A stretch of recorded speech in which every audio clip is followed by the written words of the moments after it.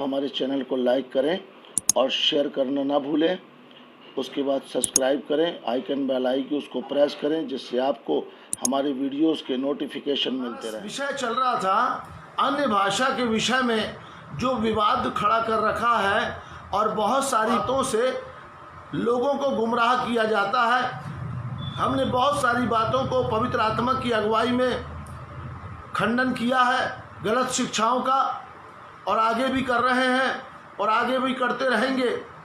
और आज एक और विवादित प्रश्न है कि बहुत सारे लोग बोलते हैं कि अन्य भाषा का जो वरदान है, अन्य भाषा बोलना जरूरी नहीं है, अन्य भाषा का वरदान है और वो किसी किसी को दिया जाता है। वो बात बाइबल के अंदर लिखी हुई है। हाँ, बिल्कुल सही बात है, अन्य भाषा का वरदान भी है।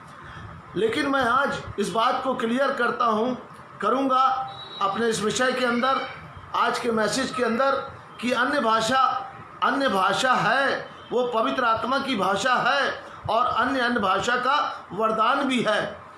तो बाइबल के अंदर जो बातें लिखी हैं, मैं उन बातों के बाइबल के वचनों से ही एक्सप्लेन करूंगा।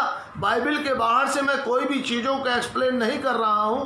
बाइबल के अंदर जो वचन कहता है उसी वचन को मैं अब तक अपने 12वें सब्जेक्ट में आया हूं। पवित्र अन्य भाषा और पवित्र आत्मा का विषय जो है बहुत लंबा है। अभी मैं समझता हूं कि कम से कम 10-12 दिन और चलेगा, अभी घटेगा नहीं, ये बढ़ता ही जाएगा, क्योंकि एक बहुत महत्वपूर्ण विषय है मनुष्य के जीवन में पवित्र आत्मा का बपतिस्मा और अन्य भाषा बोलना, जिसको इन लोगों ने, बहुत सारे गलत शिक्षकों ने, बहुत सारे पास्टरों ने, बहुत सारे प्रचारकों ने गलत ढंग से एक्सप्लेन कर दिया है और बहुत सारे लोग भरमाए जा रहे हैं और बहुत बड़ी भीड़ उनके पीछे चली जा रही है।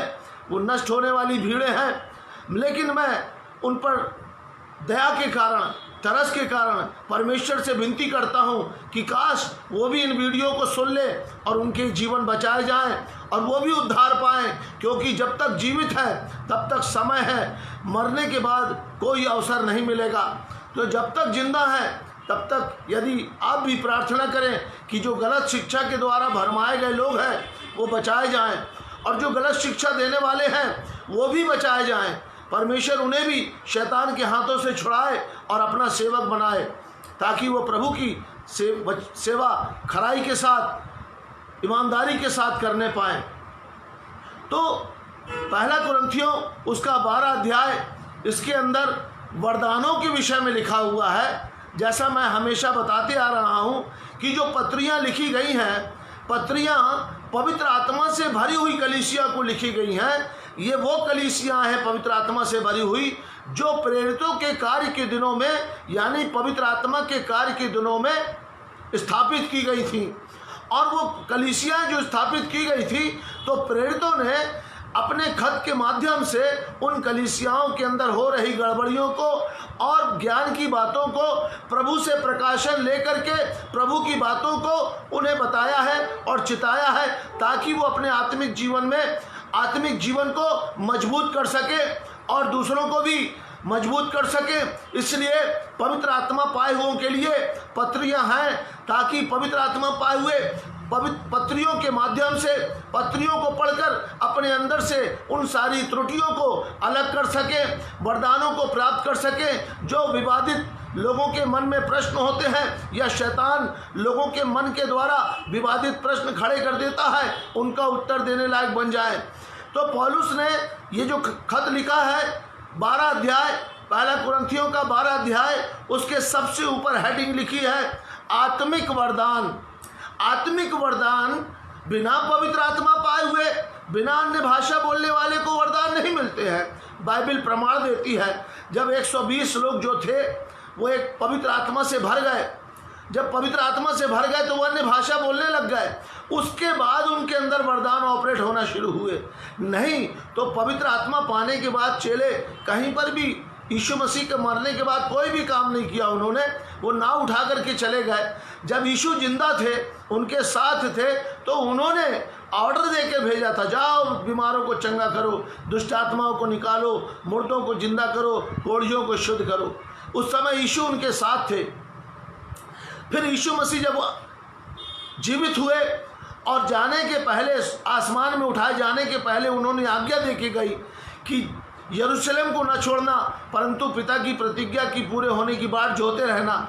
और 8वें पद में, प्रेरितों के काम 1 अध्याय के 8वें पद में कहा, जब पवित्र आत्मा तुम पर आएगा तब तुम सामर्थ पाओगे और यरूशलेम से लेकर यहूदिया और सामरिया और पृथ्वी के छोर तक गवाह होगे।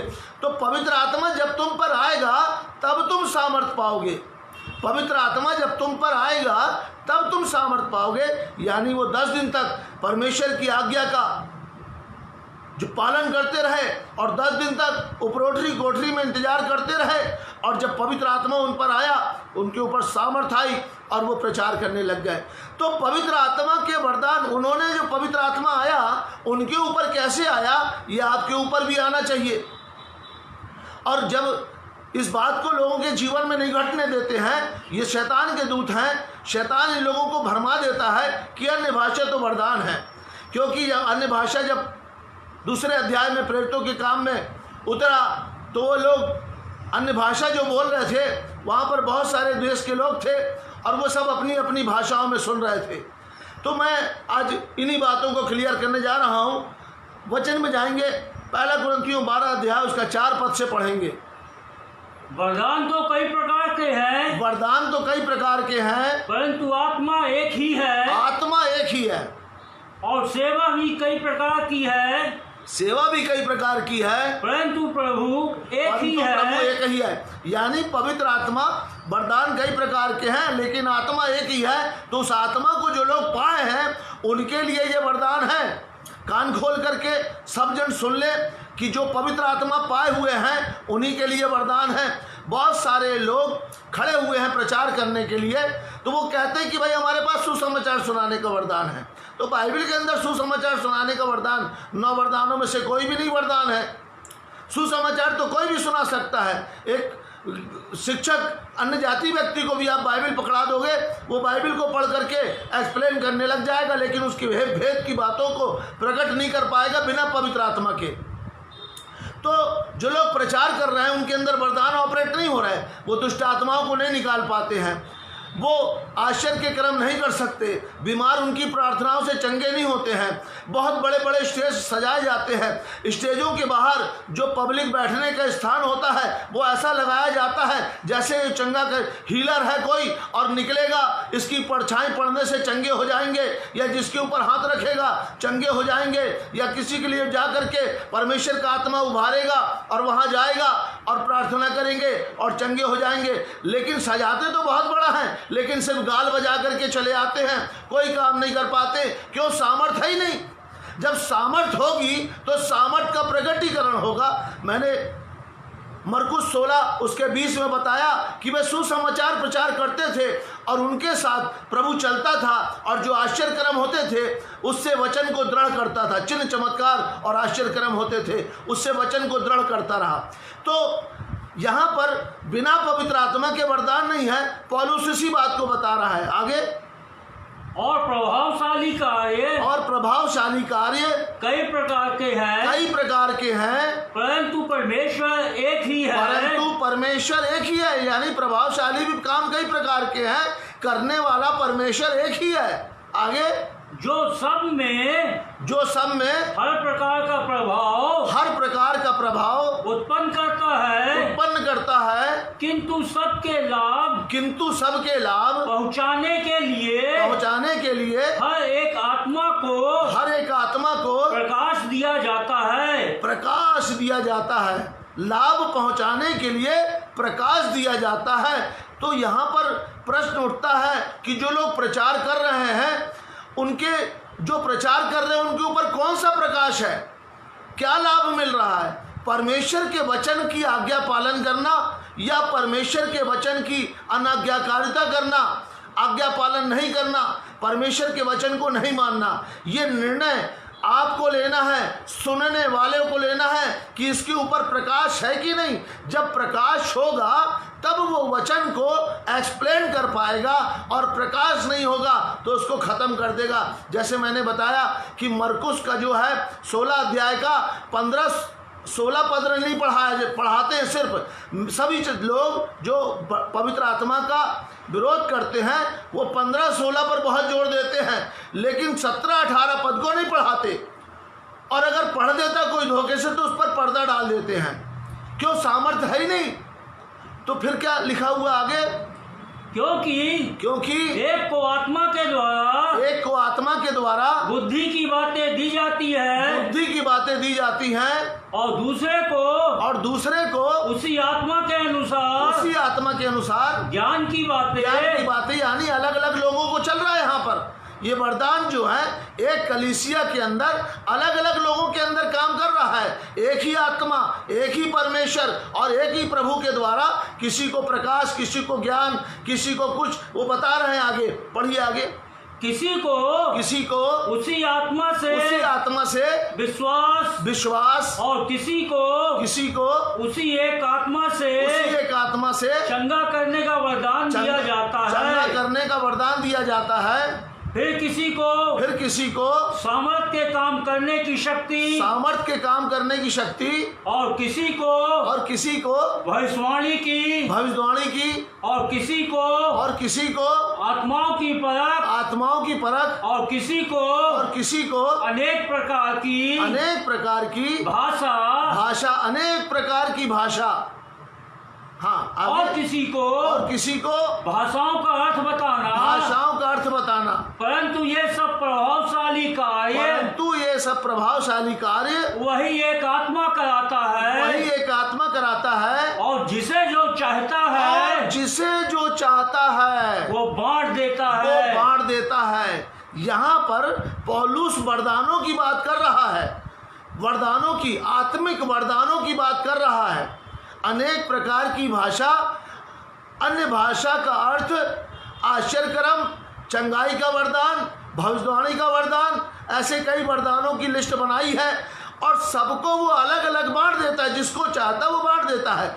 एक कलीसिया के अंदर, यानी एक कलीसिया के अंदर इतने प्रकार के वरदान से भरे हुए लोग होने चाहिए, पहली बात।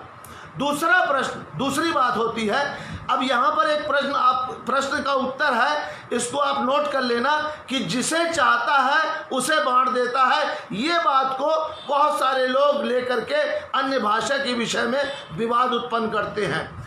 फिर दूसरी बात को उठाते हैं, इसी का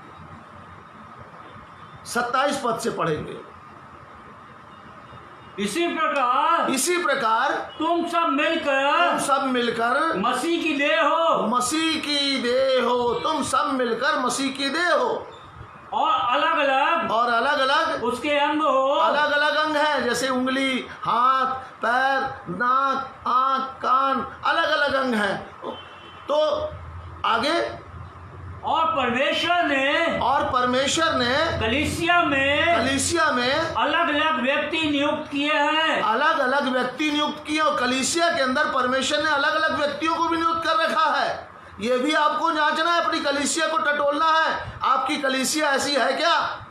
एक कलीसिया के लिए पौलुस ने खत लिख रहा है, यानी विश्व की जितनी कलीसिया है उन सारी कलीसियाओं के अंदर ये सिस्टम होना चाहिए।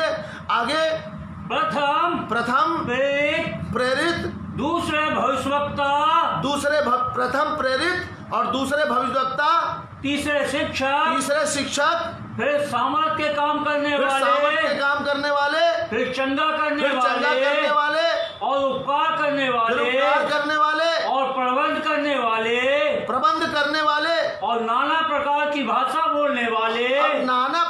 भाषा बोलने वाले भी हैं। आगे, क्या सब प्रेरित है? क्या सब भविष्यवक्ता है? एक कलीसिया के अंदर सब प्रेरित नहीं हो सकते, एक प्रेरित होगा। फिर क्या सब भविष्यवक्ता है? सब भविष्यवक्ता हो नहीं सकते, 1 या 2 3 होंगे भविष्यवक्ता। आगे, क्या सब उपदेशक है? एक कलीसिया के अंदर सभी उपदेशक बन जाएंगे तो सुनेगा कौन? सभी उपदेशक अगर एक कलीसिया के अंदर बन जाएंगे तो सुनेगा कौन? सब उपदेश देने लगे तो सुनने वाला कौन रहेगा? आगे, क्या सब सामर्थ के काम करने वाले हैं? क्या सब सामर्थ के काम करने वाले, यानी 1-2 सामर्थ के काम करने वाले होंगे बड़ी कलीसियाओं के अंदर।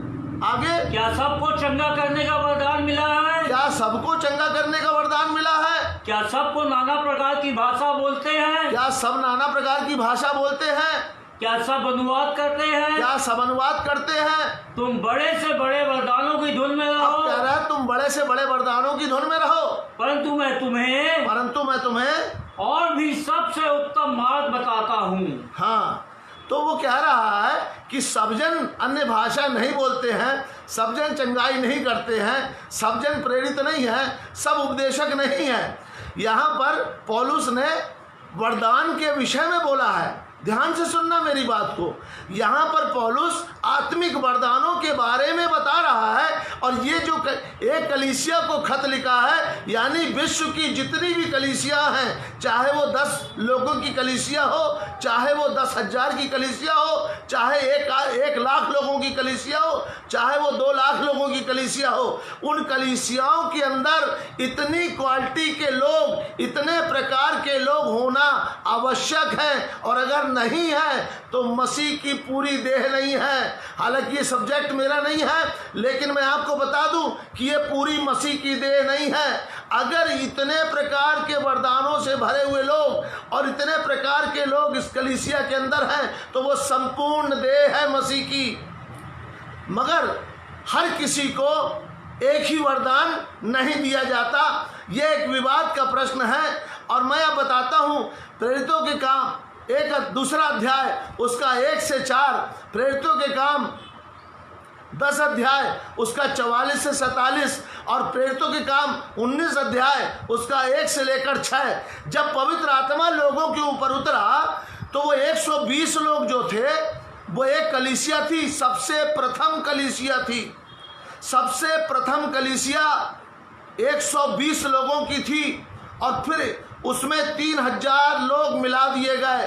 3000 लोगों में 120 लोग नहीं मिलाए गए। सबसे प्रथम कलीसिया थी 120 लोगों की, और उनमें 3000 लोग मिला दिए गए। तो वो जो 120 लोग थे, वो 120 लोगों के ऊपर जब पवित्र आत्मा उतरा तो वे सबके सब अन्य भाषा क्यों बोलने लग गए? प्रश्न उठता है। अब मेरा उनसे प्रश्न है जो ये बोलते हैं कि अन्य भाषा वरदान है, जिसको चाहता है उसे बांट देता है। क्या सब अन्य भाषा बोलते हैं? तो फिर उस प्रथम कलीसिया के अंदर 120 लोगों की कलीसिया के अंदर सबको एक ही वरदान क्यों दे दिया गया? फिर तो बाइबिल झूठी है, पौलुस ने गलत लिखा। अगर आप कहते हैं कि अन्य भाषा वरदान है, किसी किसी को बांटता है, तो फिर प्रेरितों के काम दूसरे अध्याय में 120 लोग जो अन्य अन्य भाषा बोलने लग गए, वो प्रथम कलीसिया थी।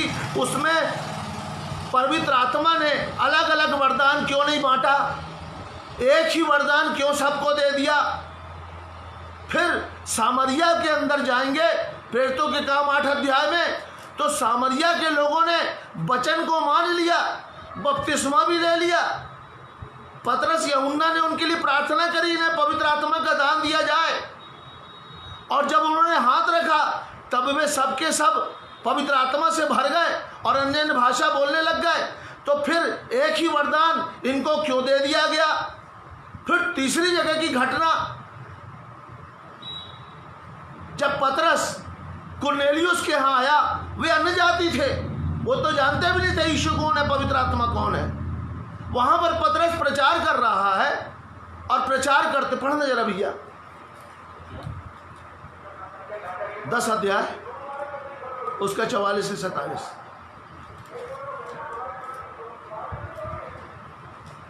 पतरस ये बातें कह ही रहा था कि पवित्र आत्मा वचन के सब सुनने वालों के ऊपर उतर आया, और जितने खतना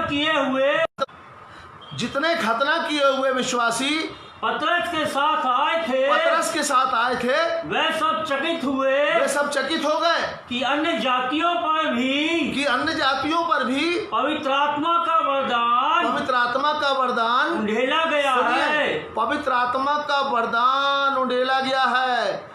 और क्या हुआ वहां पर? क्योंकि उन्हें भांति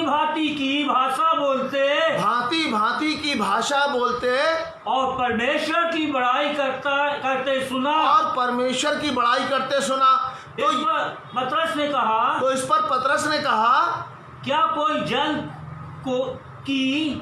जल की धार रोक कर सकता है कि ये बपतिस्मा ना पाए जिन्होंने हमारे समान 120 लोगों के समान पवित्र आत्मा पाया है और उसने आज्ञा दी कि उन्हें यीशु मसीह के नाम से बपतिस्मा दिया जाए। तब उन्होंने उससे विनती की कि वह कुछ दिन और उनके साथ रहे। तो यहाँ पर भी एक प्रश्न उठता है कि जैसे 120 लोगों के ऊपर पवित्र आत्मा का दान उंडेला गया और वे सब अन्य भाषा बोलने लग गए, तो एक ही वरदान उनको क्यों दिया गया? और यहाँ पर अन्य जाति लोग जो यीशु को जानते भी नहीं थे, पवित्र आत्मा को भी नहीं जानते थे, पतरस को भी नहीं जानते थे, परमेश्वर की आत्मा ने कुरनेलियुस को बताया था और बुलवा भेजा था और वो प्रचार कर रहा था। उनका प्रचार खत्म भी नहीं हुआ कि पवित्र आत्मा सुनने वालों पर उतर आया। तो पवित्र आत्मा का जब दान कोई पाता है तो उसके अंदर से अन्य अन्य भाषा निकलने लगती है। अन्य भाषा पवित्र आत्मा की भाषा है और अन्य अन्य भाषा का वरदान 9 वरदानों में से एक वरदान है जिसके बारे में पौलुस बता रहा है। अगर अन्य भाषा का वरदान है तो अन्य जातियों को भी एक वरदान क्यों दे दिया गया? फिर यही वरदान प्रेरितों के काम 19 अध्याय 1 से 6 में 12 लोग मिले इफिसुस के, उनको क्यों दे दिया गया? इकट्ठा 12 लोगों को एक ही वरदान क्यों दे दिया गया और बाकी वरदान क्यों नहीं दिए गए? यानी बाइबल झूठ बोल रही है या तो फिर तुम झूठ बोल रहे हो। जो लोगों को भरमा रहा है इस प्रकार से वो झूठा है या फिर पौलुस झूठा है। अगर अन्य भाषा वरदान है तो फिर सब लोगों ने क्यों अन्य भाषा बोली? सब जगह जहां पर भी पवित्र आत्मा उतरा वे सब अन्य भाषा बोलने लग गए। प्रेरितों के काम 11 अध्याय को 14 से 17 पद पढ़ेंगे। वह तुमसे ऐसी बातें कहेगा जिनके द्वारा तू और तेरा सारा घराना उद्धार पाएगा। जब मैं बातें करने लगा तो पवित्र आत्मा पतरस बता रहा है तो पवित्र आत्मा उन पर उसी रीति से उतरा जिस रीति से आरंभ में हम पर उतरा था। तब मुझे प्रभु का वह वचन स्मरण आया। प्रभु का वह वचन पतरस को स्मरण आ रहा है जब क्या कहा था? जो उसने कहा था यूहन्ना ने तो पानी से बपतिस्मा दिया है, परंतु तुम पवित्र आत्मा से बपतिस्मा पाओगे।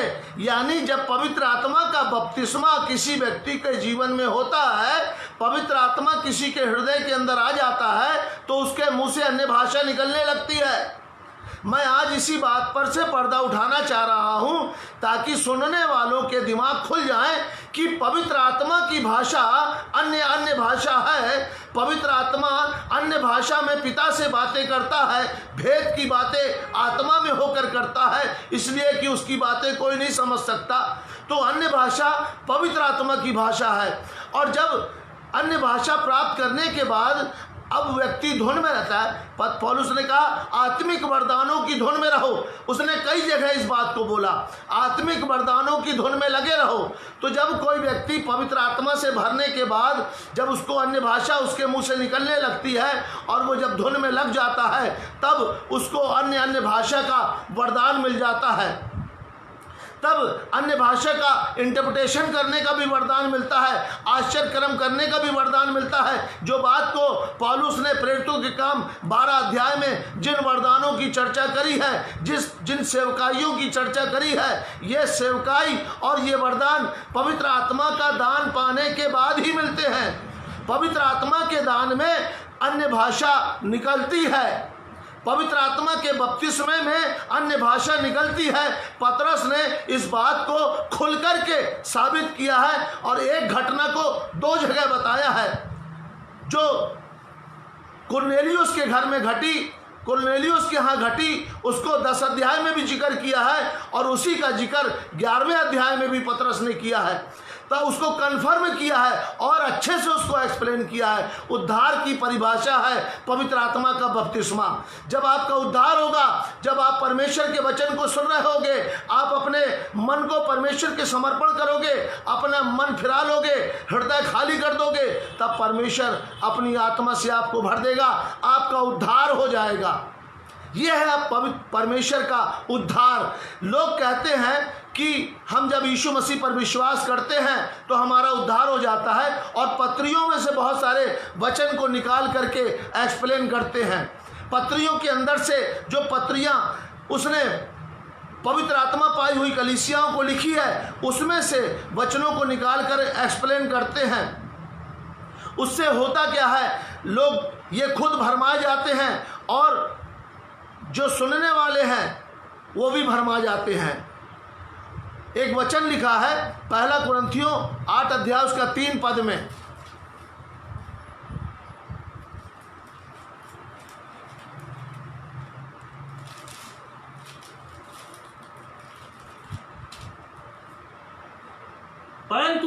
परंतु यदि कोई परमेश्वर से प्रेम रखता है, सुनिएगा ध्यान से, परंतु यदि कोई परमेश्वर से प्रेम रखता है तो परमेश्वर उसे पहचानता है। तो परमेश्वर उसे पहचानता है। बस करिएगा, यदि कोई परमेश्वर से प्रेम रखता है तो परमेश्वर उसे पहचानता है। पहला यूहन्ना की पत्री उसका 14 अध्याय उसके 21 पद में यीशु मसीह ने कहा, जो मुझसे प्रेम रखता है वह मेरी आज्ञाओं को मानेगा और मेरा पिता उससे प्रेम रखेगा। यानी यदि आप परमेश्वर से प्रेम रखते हैं तो मनुष्यों की आज्ञा को नहीं मानना है, मनुष्य लोग कैसा भरमा रहे हैं इस बात को नहीं मानना है, परमेश्वर क्या बोल रहा है इस बात को मानना है, परमेश्वर क्या चाहता है इस बात को मानना है। लोग भरमाते हैं और वो कहते हैं इफिसियों 1:13 उसका उद्धार कैसे पा जाते हैं, कैसे उद्धार हमारा हो जाता है। इफिसियों 1:13, इफिसियों 4:30, रोमियो 8:9, यूहन्ना 14:16, 1 कुरिन्थियों 13:16, यूहन्ना 36:27 और बोले इसके द्वारा हमारा उद्धार हो चुका है। जब हम प्रभु के पास आते हैं, विश्वास कर लेते हैं तो हमारा उद्धार हो जाता है। मैंने पिछले दिनों में बताया, सामरिया के लोगों ने वचन को ग्रहण कर लिया, उसके बाद भी उनका उद्धार नहीं हुआ।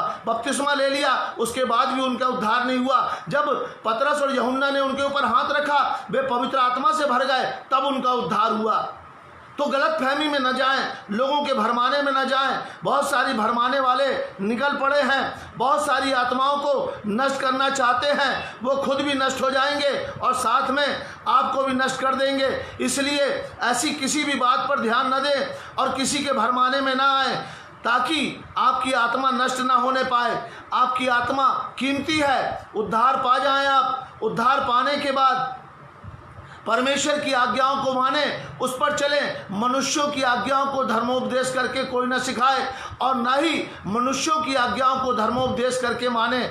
अपनी आत्मा को बचाएं, क्योंकि आपकी आत्मा बहुत कीमती है, बहुमूल्य आत्मा है, उसे आपको बचाना है। आप उसे जब बचाएंगे, आप परमेश्वर की आज्ञाओं को मानेंगे, यानी आप परमेश्वर से प्रेम रखेंगे और परमेश्वर भी आपको पहचानेगा। नहीं तो वो आपका भी इनकार कर देगा। जैसे आज बहुत सारे बोलते हैं, मैं अन्य भाषा को नहीं मानता, अन्य भाषा गलत है, गलत है, गलत है, अन्य भाषा कोई भी भाषा नहीं है, अन्य भाषा कोई चीज़ नहीं है, मैं अन्य भाषा को नहीं मानता, मैं अन्य भाषा को सिरे से खारिज करता हूँ। ऐसे लोगों से आप सावधान हो जाएं।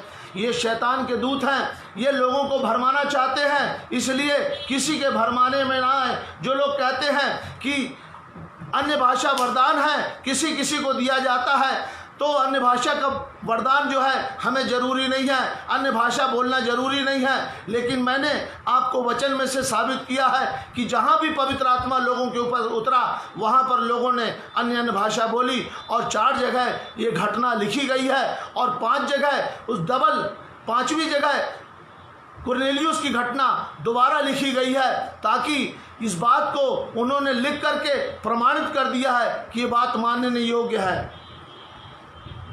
किसी भी रीति से आप भरमाने में ना आए। फिर दूसरा पॉइंट क्या कहते हैं, अपन पहला प्रेरितों के काम उसके दूसरे अध्याय में आ जाएंगे।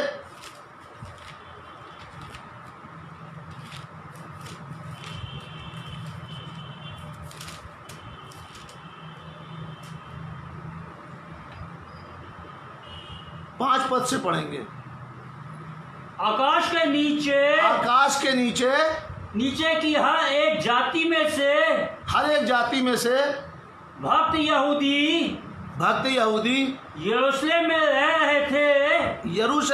भक्त यहूदी आकाश में से हर एक जाति में से भक्त यहूदी यरूशलेम में रह रहे थे।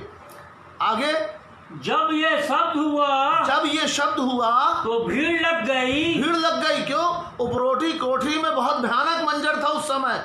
आकाश की आंधी की सी सनसनाहट का शब्द हुआ, वो पूरी जगह हिल गई, भूंडोल आ गया वहां पर। जब पवित्र आत्मा का आगमन हुआ और आग सी फटती हुई जीवें लोगों पर आ ठहरी और वो 120 लोग आत्मा से भर गए। और बहुत जोर जोर से जब आत्मा किसी के ऊपर आता है वो अनकंट्रोल हो जाता है और अन्य अन्य भाषा में बोलने लगता है, उसे नहीं मालूम होता क्या निकल रहा है। आज मैं इस बात को भी क्लियर करना चाह रहा हूँ कि लोग कहते हैं कि जो वहाँ पर बोल रहे थे वो सबको समझ में आ रही थी। मैं आज इस बात को क्लियर करना चाह रहा हूँ। तो क्या हुआ?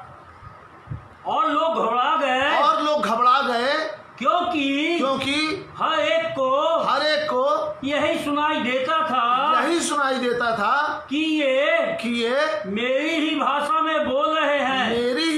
में बोल रहे हैं। यानी वो 120 लोग जो थे वो अलग अलग भाषा में अलग अलग लोगों से बात कर रहे थे। आगे वे सब चकित हो गए और अचंभित होकर। क्यों चकित और क्यों अचंभित हुए, इस बात को सुनिएगा। कहने लगे, क्या कहने लगे?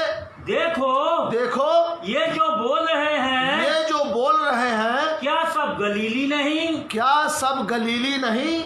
तो यानी ये आश्चर्यचकित और अचंभित हुए। क्यों? क्योंकि जो बोल रहे थे उनकी भाषा में, अलग अलग भाषा में, सैकड़ों और हजारों भाषा में वहां पर बोला जा रहा था। तो वो जो बोल रहे थे वो बोलने वाले सब गलीली थे। आगे तो फिर क्यों हम में से हर एक अपनी अपनी जन्मभूमि की भाषा सुनता है। हम जो पार्थी और मैदी, अब ये अलग अलग लोग हैं, पार्थी, मेदी और एलामी, मेसोपोटामिया, यहूदिया, कपूदिया और पिंतुस और आसिया और फगुइया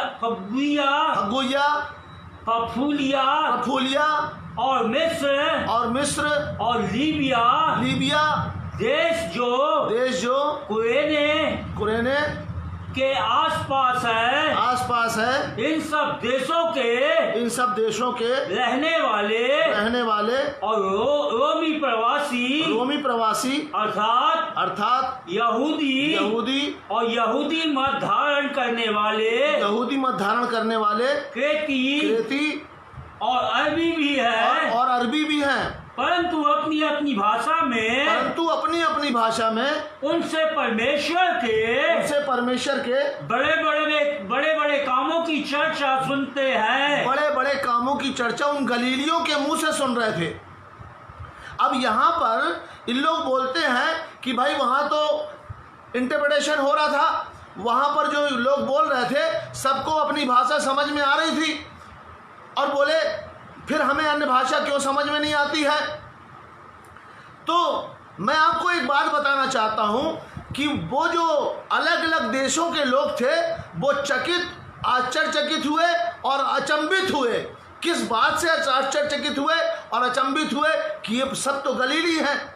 यानी मैं हिंदी भाषा बोलने वाला अरबी बोलने लग जाऊं, चीनी बोलने लग जाऊं, फ्रेंच बोलने लग जाऊं, मलयाली बोलने लग जाऊं, कन्नड़ बोलने लग जाऊं, तो आप जो मेरे को देख रहे हो बहुत सालों से कि भैया ये राकेश लाल तो हिंदी भाषा के अलावा कोई भाषा बोलता ही नहीं है, तो आप आश्चर्यचकित होंगे। तो क्या मेरे को आती है ये भाषा? मेरे को आती तो मैं पहले बोलता, मगर मेरे को नहीं आती। लेकिन उन गलीलियों के साथ भी यही घटना थी कि उनको कोई भाषा नहीं आती थी। जो वहाँ के रहने वाले लोग थे वो बहुत अच्छे से जानते थे कि ये गलीली भाषा बोलते हैं, ये यहीं की भाषा बोलते हैं, ये सब गलीली हैं और इनको कोई भी भाषा नहीं आती। लेकिन मैं आपको बताना चाहता हूँ जो घटना प्रेरितों के काम 1 अध्याय से 4 पद में घटी, 1 पद से 4 पद में घटी, जब पवित्र आत्मा उनके ऊपर उतर आया तो पवित्र आत्मा ने, पढ़ेंगे फिर से उसको 1 से 4, प्रेरितों अध्याय 2 उसका 1 से 4, दूसरा 1 से 4।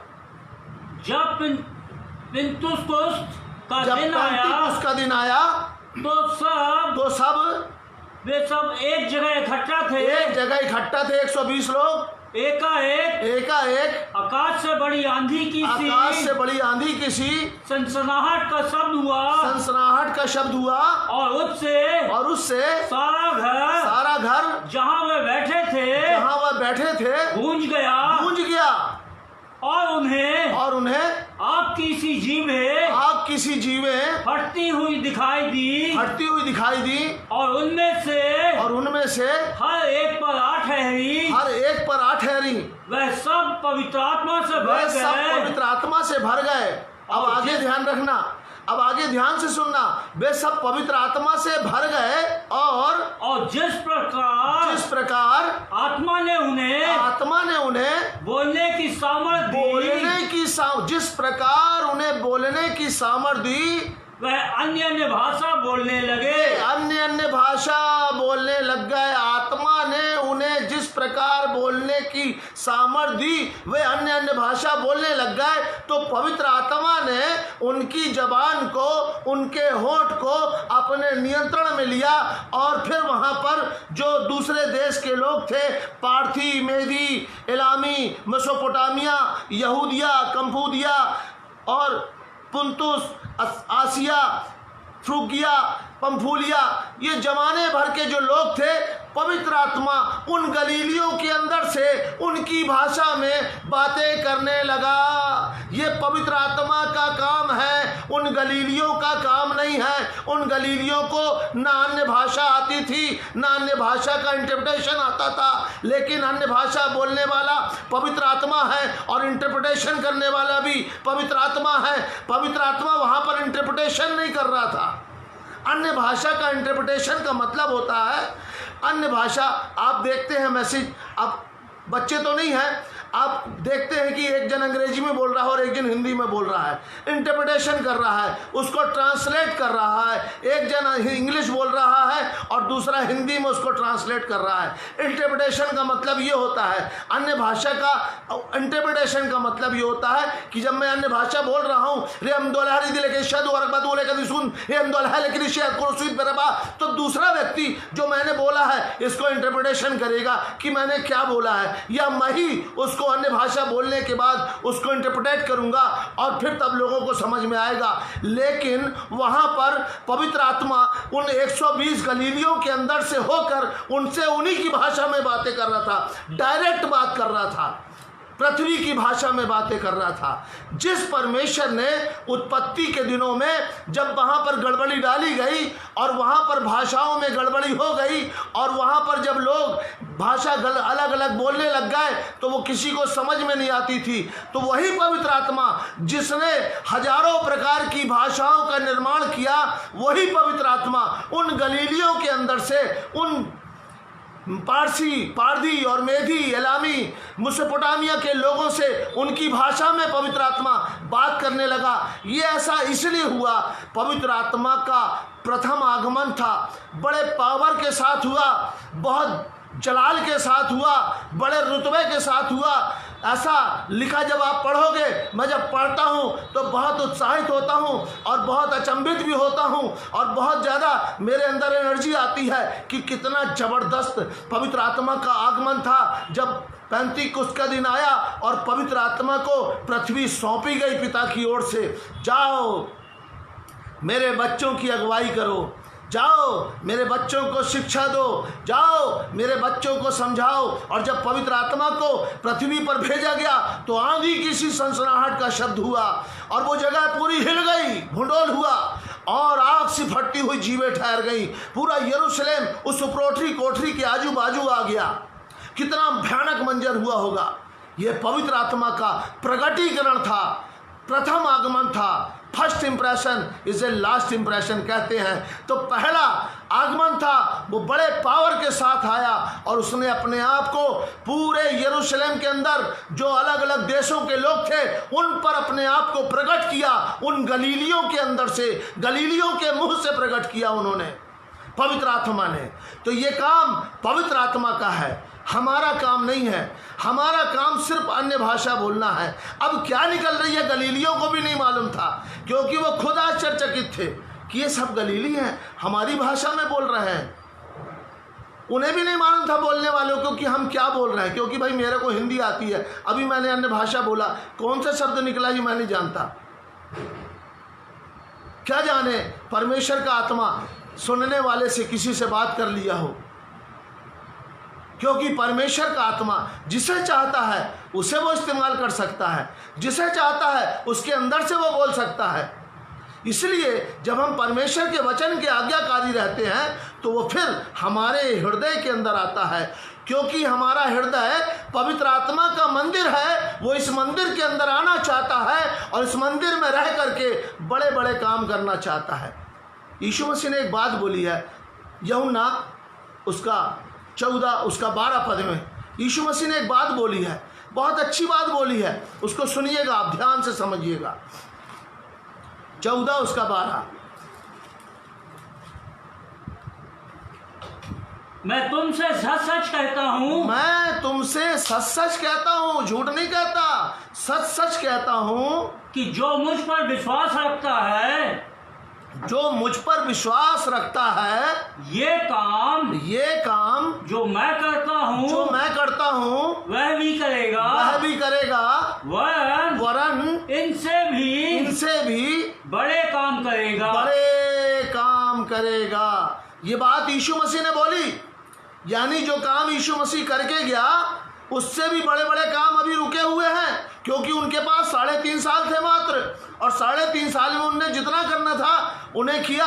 लेकिन आप ध्यान से देखोगे तो यीशु मसीह के जो चेले थे, जब वो पवित्र आत्मा से भर गए तो यीशु मसीह से बड़े बड़े काम किए उन्होंने।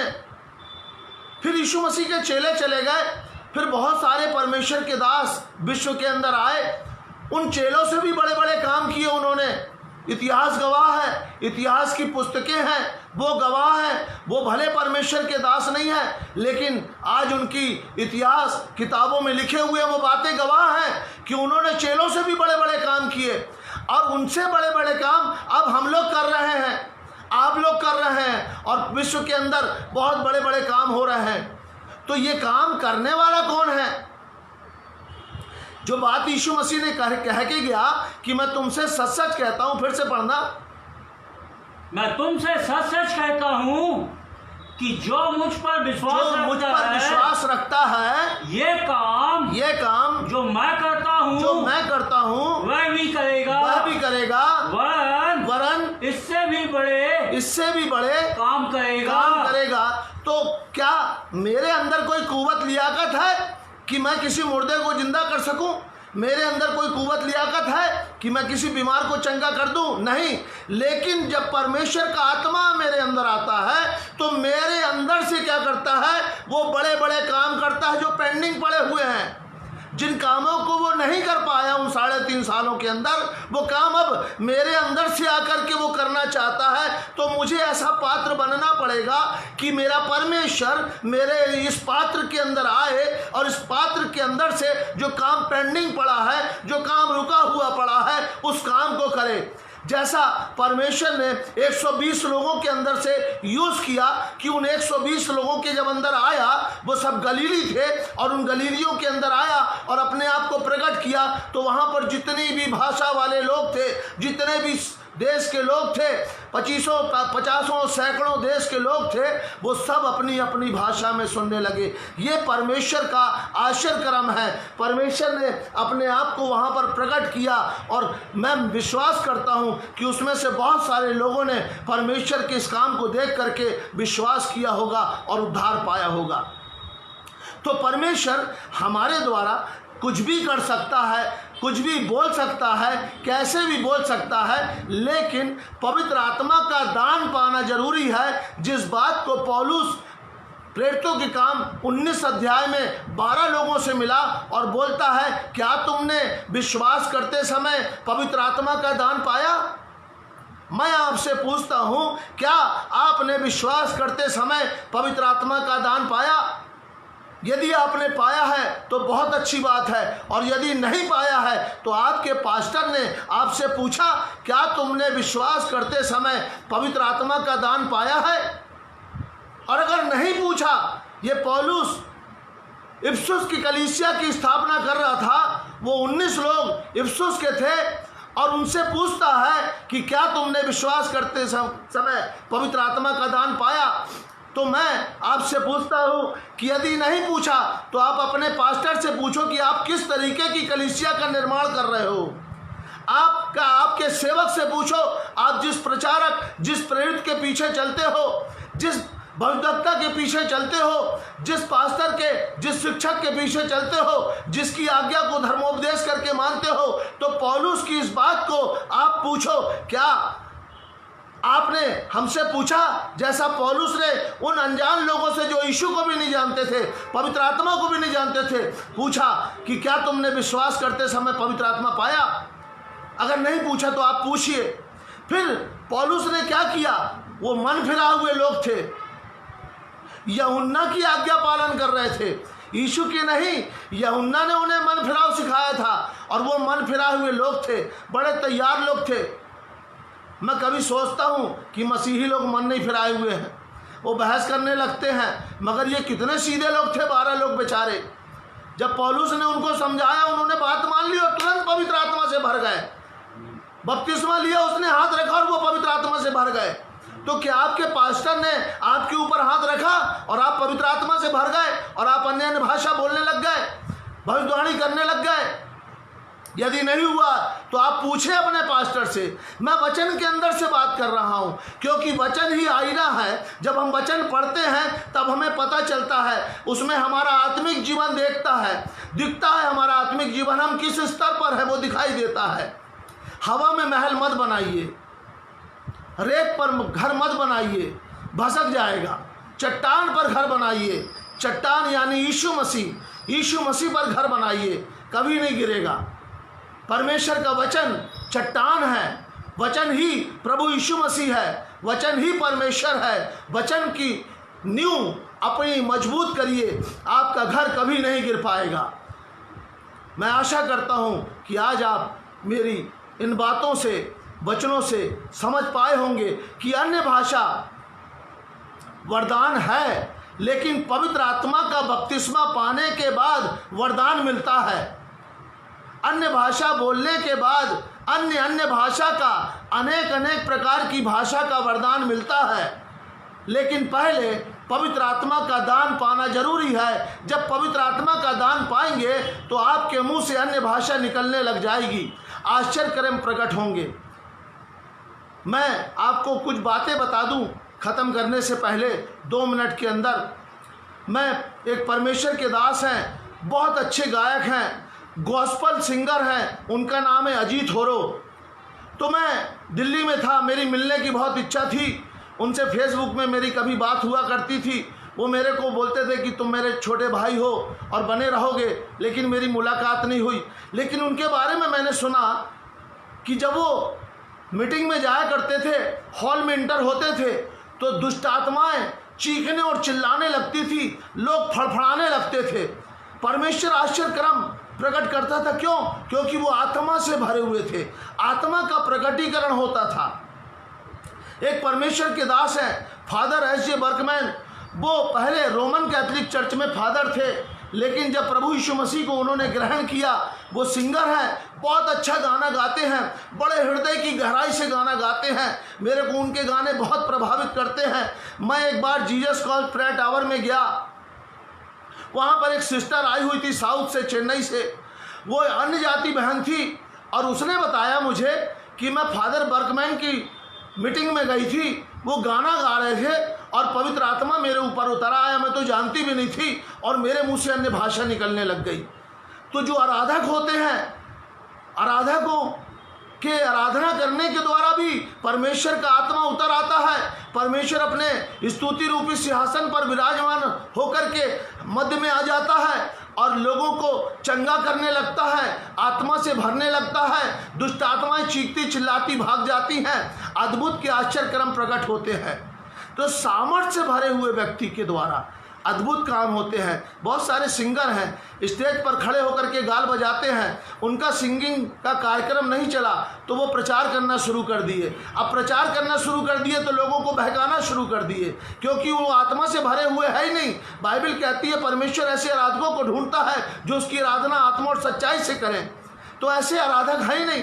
तो आत्मा से भरा हुआ व्यक्ति ही हिला सकता है, जिस जगह पर जाएगा वो उस जगह को हिला देगा। परमेश्वर के बहुत सारे दास हैं, ऐसे मैं बहुत सारे उदाहरण दे सकता हूं, लेकिन आपकी नॉलेज में जो बातें हैं, आप जिनको जानते हैं, उन्हीं के बारे में मैंने इसलिए बताया है कि आप भी आत्मा से भर जाएं और आप भी जब चलें तो दुष्ट आत्माएं चीखें, बीमार चंगे हो जाएं, प्रभु अद्भुत रीति से वहां पर प्रकट हो। जब आप आराधना करें तो परमेश्वर का सिंहासन उतर आए और वहां पर अद्भुत के काम प्रकट किए जाएं। आप आराधकों को ऐसे भी परख सकते हो। आने वाले दिनों में मैं बताऊंगा कि एक आराधक को आप कैसे परखोगे, एक सच्चा आराधक क्या होता है, उसको भी मैं एक्सप्लेन करूंगा। बहुत सारे प्रकाशन है, मैं आपको दूंगा।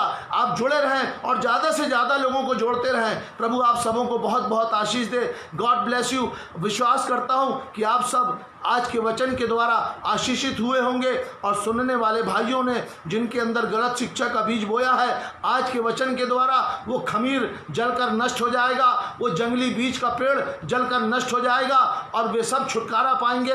मेरा ऐसा विश्वास है, क्योंकि परमेश्वर का आत्मा अद्भुत काम करता है। बोलने वाला मैं नहीं, लेकिन परमेश्वर का आत्मा है, और परमेश्वर का आत्मा जब बोलता है तो अद्भुत के आश्चर्य कर्म प्रकट किए जाते हैं। सुनने वालों के हृदय छिद जाते हैं, शैतान के गढ़ ढा दिए जाते हैं। प्रभु आप सबों को आशीष दे। God bless you. जय मसीह की। हमारे लिए जरूर प्रार्थना करते रहें।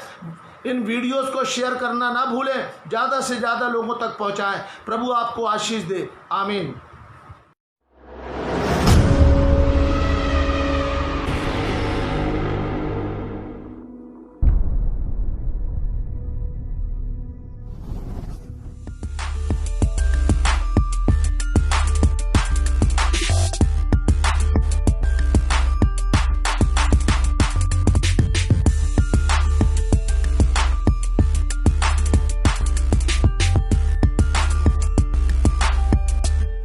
संदेश में जाएं, आप हमारे चैनल को लाइक करें और शेयर करना ना भूलें। उसके बाद सब्सक्राइब करें, आइकन बेल आइकन उसको प्रेस करें, जिससे आपको हमारे वीडियोस के नोटिफिकेशन मिलते रहें।